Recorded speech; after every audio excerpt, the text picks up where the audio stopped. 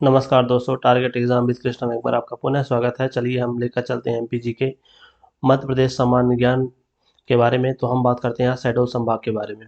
ठीक है, चलिए तो शहडोल संभाग में हम बात करते हैं सबसे पहले शहडोल जिले के बारे में। तो शहडोल जिले में कौन कौन सी चीज़ें प्रमुख है। तो यहाँ पर सुहागपुर कोयला क्षेत्र मिलता है। ठीक है, जलवायु यहाँ की कैसी है, शीतोष्ण जलवायु है। यहाँ पर कैसा किस प्रकार का मंदिर है, विराटेश्वर मंदिर है। और यहाँ पर एक अभ्यारण्य पाया जाता है, सोन घड़ियाल अभ्यारण्य, जो कि किस जिले पर स्थित है। ठीक है, जो सीधी और शहडोल की सीमा पर स्थित है। चलिए अब हम बात करते हैं इसी जिले में और कुछ फैक्ट के बारे में। ठीक है, तो यहाँ पर ओरिएंट पेपर मिल अमलई में स्थित है। ठीक है, यहाँ की शबनम मौसी जो कि प्रथम मध्य प्रदेश की फर्स्ट किन्नर विधायक रह चुकी हैं। ठीक है, यहाँ पर एक परियोजना है जिसका नाम है बाण सागर परियोजना, जो कि शहडोल जिले के देवलोन नामक स्थान पर स्थित है। ठीक है, यहाँ पर खनिज यूरेनियम नामक खनिज बहुतायत मात्रा में पाया जाता है। और यहाँ पर जो शहडोल का नाम है वो सहस्त्र डोल के नाम पे पड़ा है, जिसका अर्थ होता है हजारों तालाब। ठीक, चलिए आगे बात करते हैं उमरिया जिले के बारे में।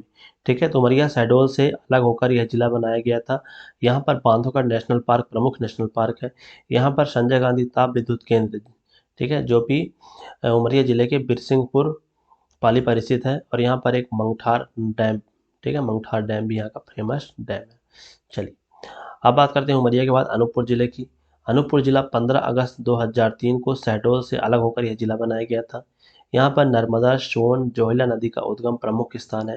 ठीक है, नर्मदा नदी पर यहाँ पर दुग्धारा जलप्रपात, धुनी पानी नर्मदा कुंड यहाँ पर प्रमुखतः जलप्रपात है। ठीक है, कलचुरी काल के यहाँ पर मंदिर है। कलचुरी काल के जो वंश कलचुरी वंश है उसके उस काल के मंदिर यहाँ पर देखने को मिलते हैं। यहाँ पर एक प्रमुख जैन मंदिर है, सर्वोदय जैन मंदिर जिसका नाम है। चलिए अब बात करते हैं अनूपपुर के बाद चंबल संभाग के बारे में। ठीक है, चंबल संभाग में पहला जिला देखते हैं श्योपुर। तो श्योपुर किससे अलग होकर बनाया गया जिला है, तो श्योपुर ध्यान रखिएगा मुरैना से अलग होकर बनाया गया जिला है। यह किस नदी की तट पर स्थित है, तो यह चंबल नदी के तट पर स्थित है।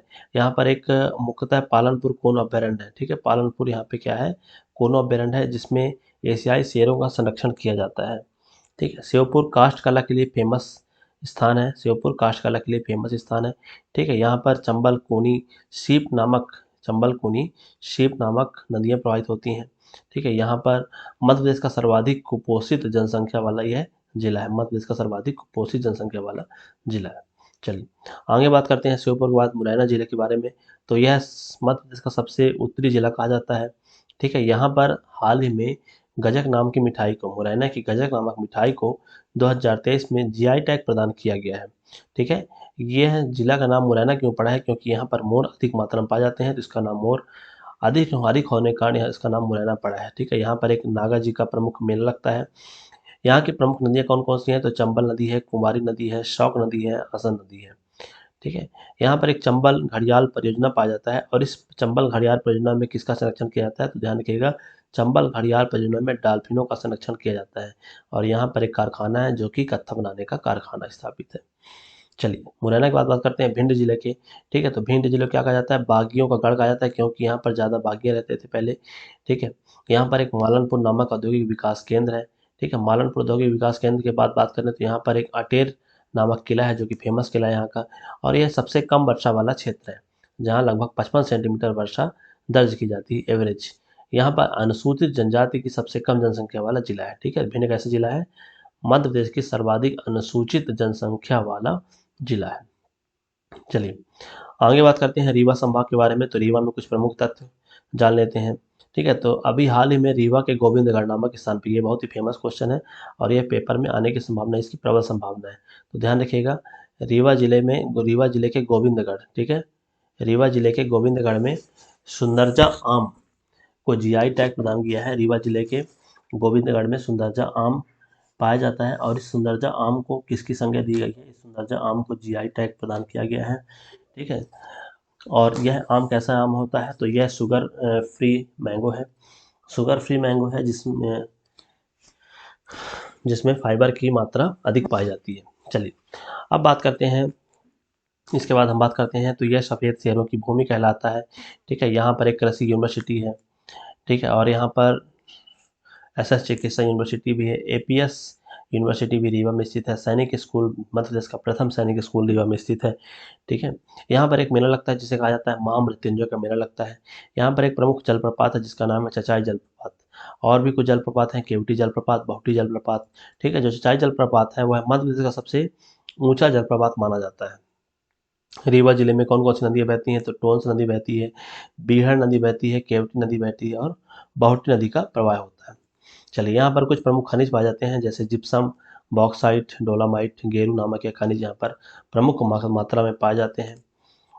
ठीक है, यहाँ पर पुलिस मोटर वर्कशॉप रीवा जिले में प्रमुख रूप से स्थित है। चलिए, अब हम बात करते हैं यहाँ पर, और गोविंदगढ़ में ही क्या स्थित है, गोविंदगढ़ में ही आम रिसर्च सेंटर स्थित है, यह ध्यान रखिएगा, यह काफ़ी इंपॉर्टेंट क्वेश्चन है। चलिए, अब बात करते हैं नेक्स्ट। ठीक है, रीवा संभाग के अंतर्गत सिंगरौली जिले के बारे में बात करते हैं।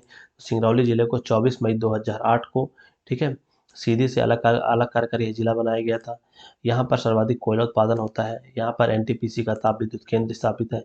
सिंगरौली के बैढ़न को क्या कहा जाता है, ऊर्जांचल कहा जाता है, या मध्य प्रदेश की ऊर्जा राजधानी भी कहा जाता है। ठीक है, अब जो सिंगरौली जिला किसी किससे लगता है, तो छत्तीसगढ़ के कोरिया जिले से टच करता है और यूपी के सोनभद्र नामक जिले से टच करता है। ठीक है, और यह सबसे पूर्वोत्तर जिला माना जाता है। सिंगरौली में एक गुफा है जिसका कहा जाता है माड़ा की गुफा, यहाँ की ये फेमस गुफाएं हैं। ठीक है, SC और ST न्यायालय सिंगरौली में स्थित है। मध्य प्रदेश का मानक समय जो 82.5 डिग्री गुजरता है, तो यही सिंगरौली जिले से, मध्य प्रदेश के एकमात्र स्थान सिंगरौली जिले से गुजरता है मध्य भारत का मानक समय।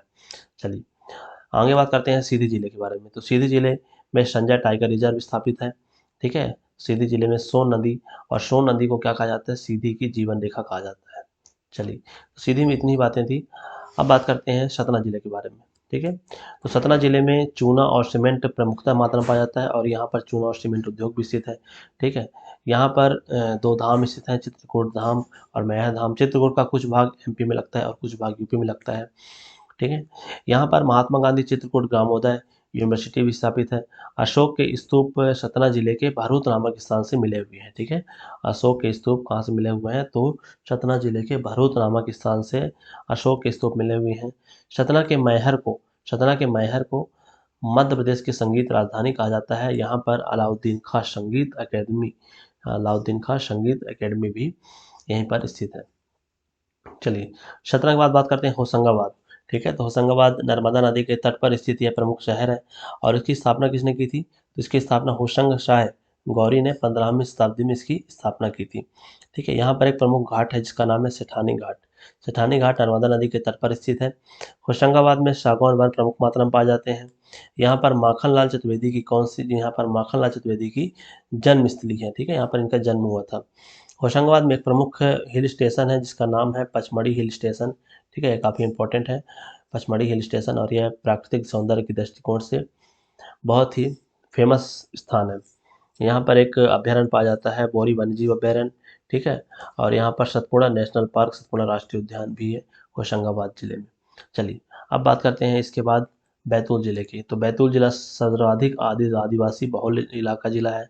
ठीक है, बहुत बैतूल जिले में ताप्ती नदी का उद्गम होता है, और ताप्ती नदी का उद्गम बैतूल जिले के किस स्थान से होता है, ध्यान रखिएगा, बैतूल जिले के मुल्ताई नामक स्थान से ताप्ती नदी का उद्गम होता है।